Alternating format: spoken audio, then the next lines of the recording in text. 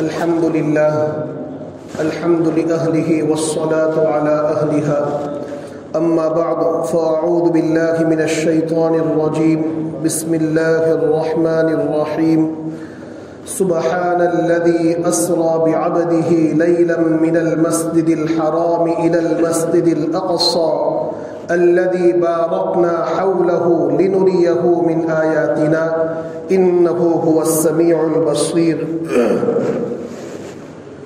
صدق الله العظيم اللهم صل على سيدنا ومولانا محمد وبارك وسلم.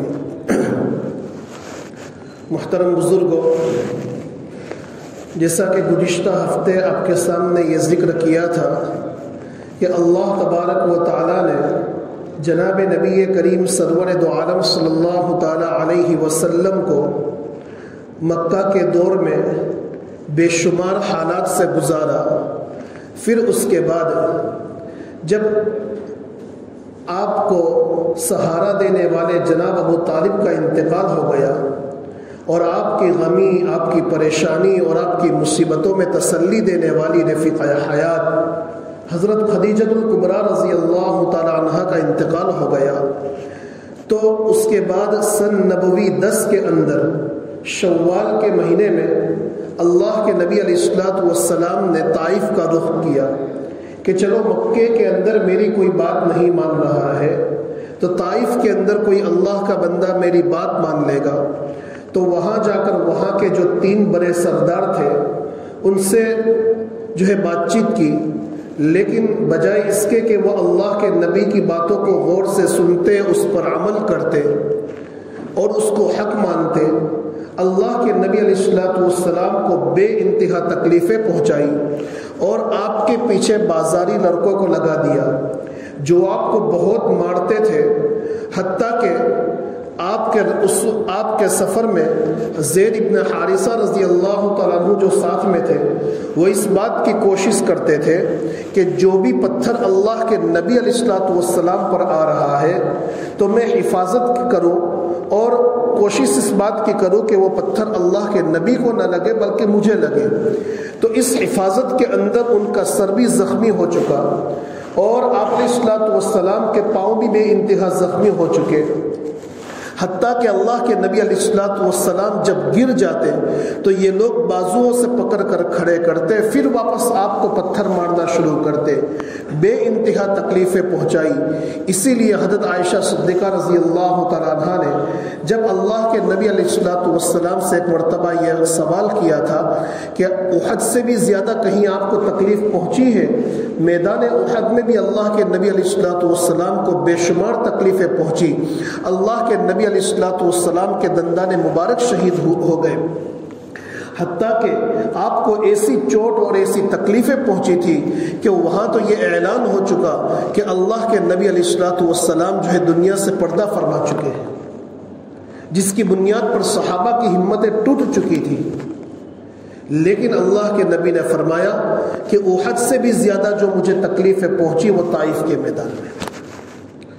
اسی لیے حضرت مولانا علی میاں ندوی نور اللہ مرقدہ کا ایک قول ہے کہ جیسے ہر انسان صبح اٹھ کر ٹھنڈے پانی سے بدن کی فرحت کے خاطر، راحت پہنچانے کے خاطر غسل کرتا ہے، اس دن کی صبح کو اللہ کے نبی نے اس دین کی حفاظت کے خاطر، اس اسلام کی حفاظت کے خاطر خون سے غسل کیا تھا. اتنا مارا گیا تھا آپ کو. پھر عتبہ ابن ربیعہ اور شیبہ ابن ربیعہ، ان کا جو ایک باغ تھا انگور کا، تو اللہ کے نبی علیہ الصلوۃ والسلام اس کے سائے میں جا کر بیٹھے، آپ نے وہاں پناہ لی. آپ کو اتنا مارا تھا کہ دشمن کو بھی رحم آ گیا اور دشمن نے رشتہ داری کا واسطہ دے کر عداس اپنے غلام سے یہ کہا کہ جاؤ ان سے جا کر یہ کہنا کہ رشتہ داری کی بنیاد پر یہ قبول کر لے گئے. آپ اندازہ لگائے کہ اللہ کے نبی کو کتنا مارا گیا ہوگا، کیسی سخت ترین تکلیف پہنچائی گئی ہوگی کہ دشمن کو بھی رحم آ گیا. خیر، اللہ کے نبی علیہ الصلوۃ والسلام کی خدمت میں اس وقت ملک الجبال حاضر ہوئے، پہاڑ کے فرشتے، اور آ کر یہ کہنے لگے کہ یا رسول اللہ، آپ جو ہے تکلیف کی انتہا کو پہنچ چکے ہیں، اگر آپ کا حکم ہو تو ان دونوں پہاڑوں کو ملا دیا جاوے، جس کے نتیجے میں ساری بستی ہلاک اور برباد ہو جائے۔ اللہ کے نبی علیہ الصلوۃ والسلام نے ارشاد فرمایا کہ اللہ نے تو مجھے رحمت للعالمین بنا کر بھیجا ہے، اگرچہ انہوں نے مجھے بہت مارا، میری باتوں کو نہیں مانا، ہو سکتا ہے کہ وہ میری حقیقت کو نہیں سمجھ سکے، یہ نہیں تو ان کی اولادوں میں سے کوئی ایمان قبول کرے گا۔ اللہ جزائے خیر عطا فرمائے، اپنے نبی علیہ الصلوۃ والسلام پر ہزاروں لاکھوں کروڑوں بلکہ بے انتہا درود و سلام نازل ہو اللہ کے نبی علیہ الصلوۃ والسلام پر، کہ اگر اس وقت وہ بد دعا کر دیتے اور یہ قوم ہلاک ہو جاتی تو اسباب کے درجے میں مجھے اور آپ کو ایمان نصیب نہ ہوتا۔ اس لیے کہ آپ تاریخ کی کتابوں کو پڑھیے، آپ اس نتیجے پر پہنچو گے کہ ہندوستان کے اندر، ہندوستان کی سرزمین میں سب سے پہلے اسلام کی اشاعت کرنے والا محمد بن قاسم ہے، اور محمد بن قاسم کا تعلق قبیلہ ثقیف سے ہے، اور قبیلہ ثقیف طائف کا قبیلہ ہے۔ اگر اللہ کے نبی کی بد دعا کے نتیجے میں اس وقت وہ قبیلہ ہلاک ہو جاتا، اسباب کے درجے میں ہمیں ایمان بھی نصیب نہ ہوتا۔ نبی کی دعاؤں کا صدقہ ہے، نبی کے صبر کا صدقہ ہے، نبی کی قربانیوں کا صدقہ ہے کہ میرے اور آپ کے پاس ایمان کی قیمتی دولت موجود ہے۔ اللہ کے نبی علیہ الصلوۃ والسلام جب وہاں سے واپس تشریف لائے، آپ کو مکہ میں داخلے کے لیے بھی اجازت لینی پڑی، پناہ لینی پڑی، کوئی پناہ لینے کے لیے تیار، کوئی پناہ دینے کے لیے تیار نہیں تھا۔ بہرحال یہ طائف کا اور بھی تفصیل واقعہ ہے جس کا موقع یہاں نہیں ہے۔ اللہ کے نبی علیہ الصلوۃ والسلام مکے تشریف لے آئے اور سن نبوی 10 بھی گزر گیا، اور ذلتی کی، رسوائی کی کوئی ایسی شکل دشمنان اسلام نے باقی نہیں چھوڑی تھی جو آپ کے ساتھ پیش نہ آئی ہو۔ لیکن جو انسان اللہ رب العزت کی راہ میں ذلتی اور رسوائی کو برداشت کرتا ہے، اس کا نتیجہ یقیناً رفعت اور بلندی ہے۔ اللہ کے نبی صلی اللہ تعالی علیہ وسلم کو اللہ تبارک و تعالیٰ نے رفعت اور بلندی کے مقام سے نوازا۔ اس ذلت کے بعد اللہ تبارک و تعالیٰ نے، اس رسوائی کے بعد اللہ رب العزت نے آپ کو اس مقام تک پہنچایا کہ جہاں افضل الملائکہ یعنی جو مقربین فرشتے ہیں، سب سے زیادہ اللہ سے قریب جبرائیل امین، ان کو بھی پیچھے چھوڑ دیا، اور جبرائیل امین نے کہا کہ اس مقام سے آگے جانے کی میری بھی ہمت نہیں ہے، آپ جائیے۔ اور اللہ نے اس مقام تک پہنچایا کہ جو کائنات کا منتہا ہے، جو مقام کائنات کا منتہا یعنی کائنات کا اینڈ ہے، عرش عظیم تک، عرش عظیم کے بعد کوئی مقام نہیں ہے، اللہ نے اپنے نبی کو وہاں تک پہنچایا۔ اسی لیے بعض عارفین کا، یعنی اللہ کے وہ بندے جنہیں اللہ تبارک و تعالیٰ نے اپنی معرفت عطا فرمائی ہے، ان کا کہنا یہ ہے کہ اللہ نے اپنے نبی کو معراج کے موقع پر عرش عظیم تک پہنچایا، کائنات کے منتہا یعنی کائنات کے اینڈ تک پہنچایا۔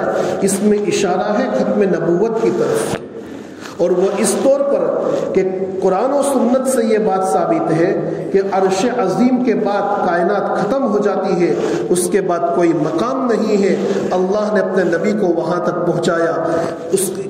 اس سے اشارہ ملتا ہے کہ جیسے نبوت اور رسالت کے تمام کمالات اللہ کے نبی پر ختم ہو جاتے ہیں، جیسے وہاں کائنات ختم ہو گئی، تو یہ ایسا ہی ہے جیسے نبوت اور رسالت کے تمام کمالات اللہ کے نبی پر ختم ہو جاتے ہیں۔ یہ اس میں اشارہ ہے ختم نبوت کی طرف۔ اسی لیے اللہ تعالیٰ نے قرآن کریم کے اندر ارشاد فرمایا، ما کان محمد ابا احد من رجالکم ولکن رسول اللہ وخاتم النبیین، کہ اللہ نے ارشاد فرمایا کہ محمد صلی اللہ تعالیٰ علیہ وسلم تمہارے مردوں میں سے کسی کے باپ نہیں ہے، تمہارے مردوں میں سے کسی کے باپ نہیں ہے۔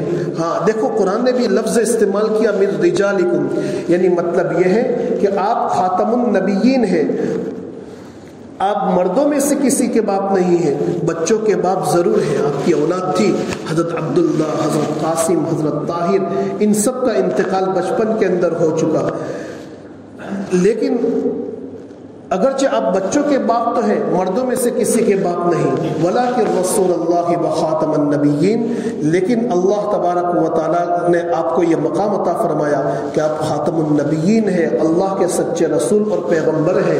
اسی لیے جب آپ کی تمام اولاد کا انتقال ہو گیا، تمام نرینہ اولاد جو مذکر اولاد تھی، تمام بیٹوں کا انتقال ہو گیا، تو دشمنان اسلام نے آپ کو یہ طعنہ دیا کہ دیکھو محمد کی اس پوزیشن تو یہ ہے کہ ان کی تمام اولاد کا انتقال ہو گیا، ان کی نسل بھی اب ختم ہو جائے گی، کوئی ان کا نام لینے والا باقی نہیں رہے گا۔ اللہ تبارک و تعالیٰ نے ان کے جواب میں آیت کریمہ نازل فرمائی، اِنَّا أَعْطَيْنَاكَ الْكَوْثَرَ فَصَلِّ لِرَبِّكَ وَانْحَرْ إِنَّ شَانِئَكَ هُوَ الْأَبْتَرُ، ان شانئک هو الابتر، کہ جن لوگوں نے آپ پر یہ طعنہ دیا ہے کہ اب محمد کا کوئی نام لینے والا باقی نہیں رہے گا، اللہ دنیا سے ان کے نام و نشان کو ختم کر کے رکھ دے گا۔ اور دیکھو اولاد کا فائدہ یہ ہوتا ہے کہ باپ کے دنیا سے جانے کے بعد وہ اولاد جو ہے اپنے باپ کے کارناموں کو، اپنے باپ کے ناموں کو زندہ رکھے اور ایسے اعمال کرے جن سے ان کو فائدہ پہنچے قبر کے اندر، یہ اولاد کا مقصد ہوتا ہے۔ اللہ کے نبی علیہ الصلوۃ والسلام کی اگرچہ جسمانی اولاد دنیا کے اندر باقی نہیں رہی، آپ کے تمام بیٹوں کا انتقال ہو گیا، لیکن قیامت تک آنے والی انسانیت آپ کی روحانی اولاد ہے، اور یہ ایسے اعمال کرتی رہے گی جس کا صلہ آپ کو پہنچتا رہے گا۔ اور اللہ نے جو ہے یہ ارشاد فرما دیا کہ تم محمد کے نام کو مٹانے کی بات کرتے ہو، ہم نے محمد کا ذکر اتنا بلند کیا ہے، اتنا بلند کیا ہے کہ 24 گھنٹے دنیا کے اندر ہر جگہ اذان اور اللہ کے کلمے بلند ہوتے رہیں گے، اور کسی بھی مسجد کی اذان اس وقت تک مکمل نہیں ہوگی کہ جب میرا نام لیا جائے گا تو میرے ساتھ میرے نبی کا بھی نام لیا جائے گا۔ میں نے تو اپنے نبی کے ذکر کو بلند کر دیا ہے، اور یہ آیت اللہ نے اتاری وَرَفَعْنَا لَكَ ذِكْرَكَ، یہ لوگ آپ کے ناموں کو مٹانا چاہتے ہیں، ہم نے تو آپ کو یہ مقام دیا ہے کہ ہم نے آپ کے ذکر کو بلند کر دیا ہے، آپ کے ذکر کو ہم نے بلند کر دیا ہے۔ اسی لیے دنیا کے اندر ہر انسان اپنی نسبت اللہ کے نبی کے طرف کرنے کو، اور اللہ کا، اور جو ہے اپنے آپ کو اللہ کے نبی کے امتی ہونے پر ہر انسان فخر محسوس کرتا ہے، تو یہ اس امت کا مقام ہے۔ پھر اس کے بعد اللہ کے نبی صلی اللہ تعالی علیہ وسلم کے ساتھ چونکہ یہ ان ساری تکالیف سے گزرنا ہوا، تو اللہ تبارک و تعالی، اور اسی پوزیشن کے اندر سن 90-10 گزر گیا، پھر اس کے بعد اللہ تبارک و تعالیٰ نے آپ کو مقام بلند عطا فرمایا، اور ایک مرتبہ حضرت ام ہانی رضی اللہ تعالیٰ عنہ جو ایک صحابیہ ہے، تو ان کے گھر پر رات کے وقت اللہ کے نبی علیہ الصلوۃ والسلام آرام فرما رہے تھے، اور اسی موقع پر جبرائیل امین جو ہے آپ کے گھر میں تشریف لائے۔ کس طریقے سے؟ ابھی اللہ کے نبی علیہ الصلوۃ والسلام کچی نیند میں تھے، پکی نیند نہیں تھی، کچی نیند میں تھے، نیم خوابی جس کو کہا جاتا ہے۔ دیکھیے یہاں ایک بات سمجھ لیجئے کہ نیند یہ ناقض وضو ہے، یعنی وضو کو توڑ دیتی ہے۔ جب کوئی انسان سو جاتا ہے تو سونے کی حالت میں وضو ٹوٹ جاتا ہے، لیکن اللہ کے نبی کے متعلق مسئلہ یہ ہے کہ اگر نبی سو جاوے تو سونے کی بنیاد پر ان کا وضو نہیں ٹوٹتا، اس لیے کہ وہ نیند کی حالت میں بھی وہ یوں سمجھیے کہ یاد خداوندی سے غافل نہیں ہوتے، اور ہم جب سو جاتے ہیں تو نیند کی حالت میں یاد خداوندی سے غافل ہو جاتے ہیں، اسی لیے ہمیں پتہ نہیں چلتا کہ ہمارا وضو باقی رہا یا ٹوٹ گیا۔ لیکن اللہ کے نبی علیہ الصلوۃ والسلام چونکہ یاد خداوندی سے غافل نہیں رہتے، اس لیے ان کے سونے کی بنیاد پر ان کا وضو نہیں ٹوٹتا۔ ابھی کچی نیند کے اندر تھے، اتنے میں اچانک جو ہے گھر کے اندر چھپر پھٹا، اور چھپر پھٹنے کے بعد جبرائیل امین تشریف لائے، آپ کے ساتھ اور بھی فرشتے تھے۔ انہوں نے اللہ کے نبی کو جگایا، اور جگانے کے بعد اللہ کے نبی کو میدان حرم کی طرف لے گئے، اور میدان حرم بالکل قریب میں تھا۔ اللہ کے نبی علیہ الصلوۃ والسلام حتیم میں جا کر سو گئے، وہاں آرام کرنے لگے۔ تو وہاں حضرت جبرائیل اور حضرت میکائیل تشریف لائے اور آپ کو بیدار کیا، اور بیدار کرنے کے بعد جو ہے زمزم کے کنویں پر لے گئے، اور وہاں آپ کو لٹایا۔ لٹانے کے بعد آپ کے سینے کو چاک فرمایا، آپ کے سینے کو کھولا، اور سینے کے اندر سے دل کو نکالا، قلب اطہر کو نکالا، اور نکالنے کے بعد اس کو زمزم کے پانی سے دھویا۔ بخاری شریف کی روایت ہے. ثم غسلہ بماء زمزم. یہاں قریباً ابن حجر عسقلانی رحمۃ اللہ تعالی علیہ نے یہ بات لکھی ہے کہ دیکھو اللہ کے نبی کے قلب مبارک کو زمزم کے پانی سے دھویا گیا. اگر زمزم کے علاوہ اور کوئی پانی افضل ہوتا، حوض کوثر کا پانی، تو اللہ کے نبی کے قلب اطہر کو زمزم کے پانی سے نہیں اس پانی سے دھویا جاتا. معلوم یہ ہوتا ہے کہ زمزم کا پانی نہایت ہی افضل پانی ہے. تو اللہ کے نبی کے قلب مبارک کو اس پانی سے دھویا گیا. پھر اس کے بعد ایک سونے کا تشت لایا گیا جو ایمان اور حکمت سے بھرا ہوا تھا. ان ساری چیزوں کو اللہ کے نبی کے سینے کے اندر بھر دیا اور سینہ بالکل ویسا ہی کر دیا جیسے پہلے تھا. اور آپ کے دونوں شانوں کے درمیان جو ہے مہر نبوت لگائی. یہ آپ کے خاتم النبیین ہونے کی ظاہری اور حسی علامت تھی. پھر اس کے بعد اللہ کے نبی صلی اللہ تعالی علیہ وسلم کے لیے ایک سواری لائی گئی. اس سواری کا وہ سواری جو ہے جنت کی سواری تھی جس کا نام تھا براق. اور یہ براق جو ہے یہ گدھے سے کچھ چھوٹا اور کھچر سے بنا تھا، بالکل سفید رنگ کا. اور منتہائے بصر، منتہائے نظر، یعنی آدمی اگر کسی چٹیل میدان میں کھڑا ہو اور اس کی نگاہ جتنی دور تک گرتی ہے تو وہاں تک اس کا قدم گرتا تھا. تیز رفتار سواری تھی. اللہ کے نبی کو اس پر سوار کیا اور جبرائیل اور میکائیل آپ کے ساتھ چلے. حدیث شریف کے اندر یہ بھی ہے کہ اللہ کے نبی کو براق پر سوار کیا اور یہ لوگ آپ کے ردیف ہوئے. جبرائیل امین جو ہے براق پر آپ کے پیچھے سوار ہوئے. پھر اس کے بعد اللہ کے نبی علیہ الصلوۃ والسلام ارشاد فرماتے ہیں، شداد ابن اوس رضی اللہ تعالیٰ عنہ کی روایت ہے، فرماتے ہیں کہ اللہ کے نبی نے ارشاد فرمایا کہ جب میں جا رہا تھا تو سب سے پہلے میرا گزر ایک ایسی زمین پر ہوا کہ جہاں کثرت سے جو ہے کھجور کے درخت تھے، بے شمار کھجور کے درخت.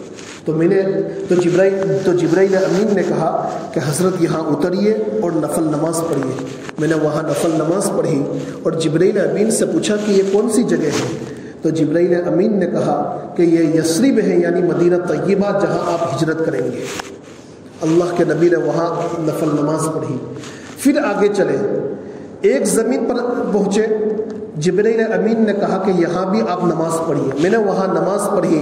اس کے بعد جبرائیل امین نے کہا کہ یہ وادی سینا ہے شجرہ موسیٰ کے قریب، یعنی وہ جگہ کہ جہاں حضرت موسیٰ علیہ السلام کو اللہ کے ساتھ ہم کلامی کا شرف حاصل ہوا تھا. تو وہاں بھی آپ نے نماز پڑھی، نفل نماز. پھر آگے چلے تو پھر مدین میں پہنچے. تو وہاں جانے کے بعد حضرت جبرائیل نے حکم دیا کہ یہاں بھی نماز پڑھیے. اللہ کے نبی فرماتے ہیں کہ میں نے نماز پڑھی. اس کے بعد جبرائیل امین نے کہا کہ یہ مدین ہے، یعنی حضرت شعیب علیہ السلام کا مسکن، ان کے رہنے کی جگہ. پھر اس کے بعد آگے چلے. جبرائیل امین نے کہا کہ یہاں بھی نماز پڑھیے. میں نے نماز پڑھی. نماز پڑھنے کے بعد جبرائیل امین نے کہا کہ یہ جگہ جہاں آپ نے نماز پڑھی ہے یہ مقام بیت اللحم ہے. بیت اللحم یعنی یہ وہ جگہ کہ جہاں حضرت عیسیٰ علیہ السلام کی پیدائش ہوئی. تو آپ نے وہاں نماز پڑھی. پھر نماز پڑھنے کے بعد جبرائیل امین جو ہے وہاں سے آگے چلے. پھر اس کے بعد آپ علیہ السلام نے جو ہے بڑے خوفناک مناظر دیکھے. روایتوں میں ہے کہ جب وہاں سے آگے چلے ہیں تو ایک بوڑھی عورت نے آپ کو پکارا. جبرائیل امین نے کہا کہ اس کی طرف توجہ مت دیجیے، آپ آگے چلیے. پھر اس کے بعد کچھ آگے چلے تو ایک بوڑھے شخص نے مجھے پکارا. تو جبرائیل امین نے کہا کہ اس کی طرف بھی توجہ مت دیجیے اور آگے چلیے. جب آگے چلے تو ایک جماعت ملی جس نے ان الفاظ کے ساتھ مجھے سلام کیا، السلام علیک یا اول، السلام علیک یا آخر، السلام علیک یا عاشر، کہ آپ پر سلامتی ہو اے سب سے پہلے شخص، یہ سب سے پہلے، اے سب سے آخر، اور یہ عاشر یعنی جو ہے عاشر کا معنی ہوتا ہے 10واں نمبر. ان الفاظ کے ساتھ سلام کیا.